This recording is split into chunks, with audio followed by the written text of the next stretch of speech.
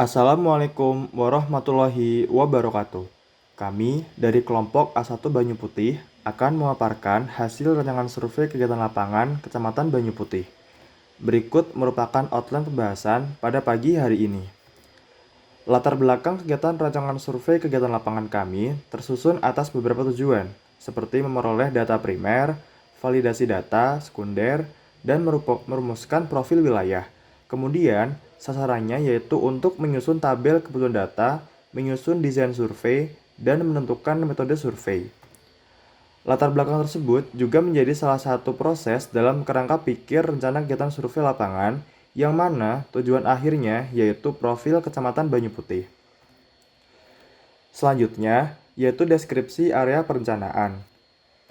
Kecamatan Banyu Putih merupakan salah satu kecamatan yang berada di Kabupaten Batang. Berikut ditampilkan sebuah konstelasi sehingga dapat diketahui posisi Kecamatan Banyu Putih terhadap Kabupaten Batang dan juga Provinsi Jawa Tengah. Kabupaten Batang menjadi wilayah makro yang terdiri atas 15 kecamatan dan luas wilayah 788,6 km persegi.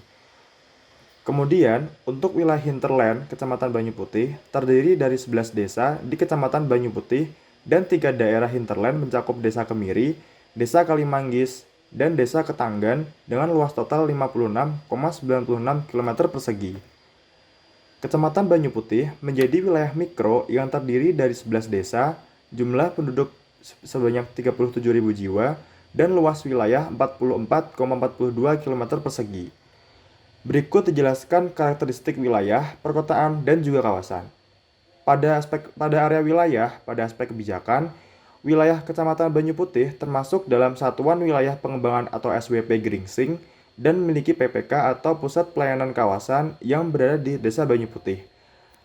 Pada aspek fisik alam, wilayah Kecamatan Banyu Putih didominasi oleh bentang lahan dataran pantai dan perbukitan dengan ketinggian 0-500 meter di atas permukaan laut. Kemudian, terdapat lahan non-terbangun sebanyak 78,24% dari total luas wilayah berupa sawah, perkebunan, dan hutan. Kecamatan Banyu Putih didominasi jenis tanah Mediteran merah yang cocok untuk tanaman perkebunan seperti jagung, singkong, dan tanaman keras. Kecamatan Banyu Putih juga dilalui oleh 6 subdes yang dinominasi oleh subdes Urang. Pada aspek kependudukan, terlihat perubahan yang ditunjukkan bertambahnya usia produktif dari tahun 2017 hingga tahun 2021. Selain itu, pada aspek ekonomi, Banyu Putih memiliki luas lahan panen jagung tertinggi se-Kabupaten Batang, yang menjadikan jagung sebagai komoditas utama di Kecamatan Banyu Putih. Berikut ditampilkan sistem aktivitas pada wilayah Kecamatan Banyu Putih. Dengan pengenalan awal terhadap wilayah tersebut, dirumuskan potensi dan juga masalah pada setiap aspek yang menghasilkan isu sementara yang perlu divalidasi di lapangan, yaitu pengembangan potensi wilayah produksi sawah, kebun, dan hutan yang disertai peningkatan jangkauan pemasaran hasil produksi dengan maksimalkan tenaga kerja yang tersedia. Selanjutnya, pada perkotaan Kecamatan Banyu Putih terdiri dari 4 desa, yaitu Desa Banyu Putih sendiri, Desa Sembung, Desa Kalibalik, dan Desa Luwung.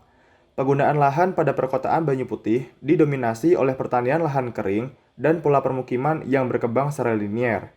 Kemudian, struktur ruang perkotaan Banyu Putih membentuk pola lingkaran yang menyebar ke arah luar atau concentric zone dengan Pasar Banyu Putih sebagai CBD atau Central Business District. Berikut terdapat fasilitas perkotaan yang ada seperti pemerintah, kesehatan, pendidikan, dan juga perdagangan. Seperti halnya permukiman, sarana perdagangan juga terlihat berkembang mengikuti pola jaringan jalan secara linier.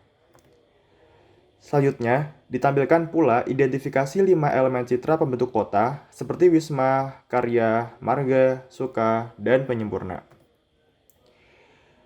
Dengan pengenalan awal terhadap perkotaan Banyu Putih tersebut, dirumuskan potensi dan masalah setiap aspek yang menghasilkan isu sementara yang perlu divalidasi di lapangan, yaitu kurang optimalnya pengembangan area pertanian oleh masyarakat dan infrastruktur oleh pemerintah yang seharusnya dapat dikembangkan menjadi sebuah area agrowisata sesuai dengan arahan RT RW Kabupaten Batang. Yang terakhir yaitu area kawasan yang berada pada Desa Banyu Putih dengan luas 117 hektar dan 6.000 penduduk pada tahun 2021. Berikut merupakan elemen pembentuk kawasan seperti PET, District, Edge, Landmark, and Nodes kawasan Desa Banyu Putih dengan PET berupa jalan dengan kategori 1, District bangunan yang identik di sekitar pasar, Edge atau batas berupa jaringan jalan, Landmark berupa pasar Banyu Putih, dan Nodes berupa persimpangan yang menjadi titik pusat masyarakat di dekat terminal dan pasar. Dengan pengenalan awal terhadap kawasan Banyu Putih tersebut, dirumuskan potensi dan masalah setiap aspek yang menghasilkan isu sementara yang perlu divalidasi di lapangan, yaitu kurangnya optimalisasi lahan pertanian dalam mendukung sektor pariwisata berupa agrowisata. Selanjutnya, yaitu rancangan survei kegiatan. Berikut merupakan data yang akan dicari serta divalidasi pada level wilayah Kecamatan Banyu Putih. Pada fisik alam, terdapat validasi hidrogeologi, rawan bencana, dan vegetasi. Pada infrastruktur, terdapat validasi ketersediaan fasilitas dan kondisi jaringan infrastruktur. Pada kependudukan dan sosial budaya, terdapat survei lembaga tingkat kota dan sejarah Kecamatan Banyu Putih. Pada ekonomi, terdapat survei data komunitas unggulan. Lalu pada kebijakan, yaitu survei data RPJPD dan RDTR Kecamatan Banyu Putih. Selanjutnya, yaitu data pada level perkotaan, akan memvalidasi persebaran fasilitas dan jaringan infrastruktur, aktivitas masyarakat dan budayanya, titik-titik pusat kegiatan komersial, ketersediaan perumahan swadaya dan swasta, serta aktivitas ekonomi jual beli masyarakat. Dan yang terakhir, yaitu data pada level kawasan. Terdapat validasi cadangan air tanah dan kualitas air tanah, kepadatan jalan melalui traffic counting, serta bangunan bersejarah pada kawasan. Selanjutnya, yaitu rancangan kegiatan lapangan.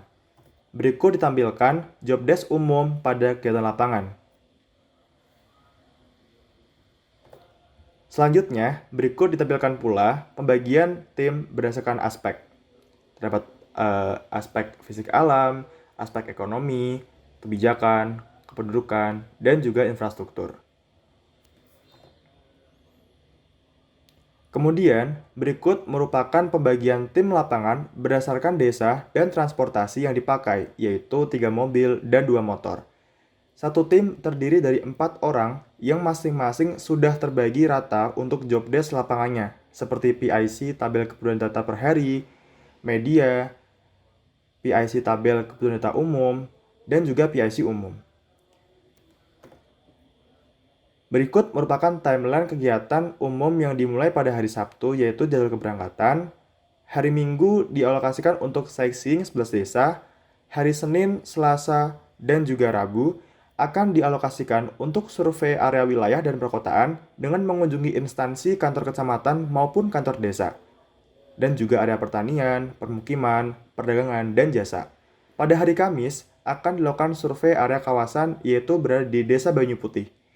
Hari Jumat akan dialokasikan untuk remedial survei, yaitu melengkapi data area wilayah, perkotaan, dan juga area kawasan.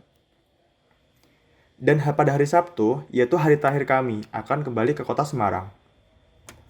Selebihnya, untuk rundown detail per hari, peta tematik traffic counting, list pertanyaan wawancara, dan juga kuesioner dapat diakses melalui barcode berikut.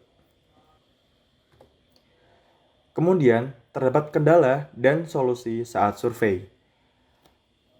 Kendala seperti tidak tersedianya data di instansi, baik kecamatan maupun desa, medan jalan yang tidak dapat dilintasi kendaraan khususnya mobil, sulit menemukan lokasi survei karena tidak tersedia di Google Maps, kegiatan survei tidak berjalan sesuai dengan rundown, masyarakat sekitar kurang mengerti terkait pertanyaan wawancara atau kuesioner, kurang lengkapnya data yang didapat dari instansi maupun masyarakat setempat, adanya miskomunikasi antar anggota kelompok, yaitu diselesaikan dengan solusi memarkirkan mobil di satu tempat, lalu berjalan kaki untuk menuju ke tempat tujuan. Selanjutnya juga bertanya ke warga sekitar terkait arah jalan, dan juga apabila tidak sesuai dengan rundown, dapat melakukan evaluasi kelompok maupun pribadi, dan memberikan konsekuensi apabila hal tersebut terulang. Dan yang terakhir, yaitu tidak memaksakan masyarakat untuk melaksanakan wawancara dan mengisi kuesioner, serta memilah calon narasumber yang sekiranya dapat diwawancarai. Lalu yang terakhir yaitu aturan main. Yang pertama yaitu apabila capaian TKD atau tabel kebutuhan data harian tidak terpenuhi, maka surveyor harus melakukan survei kembali di luar jadwal survei lapangan yang telah dijadwalkan, yaitu pada hari Senin sampai Rabu, hingga TKD seluruhnya tercapai. Proses tersebut akan dilaksanakan pada hari Jumat untuk remedial survei.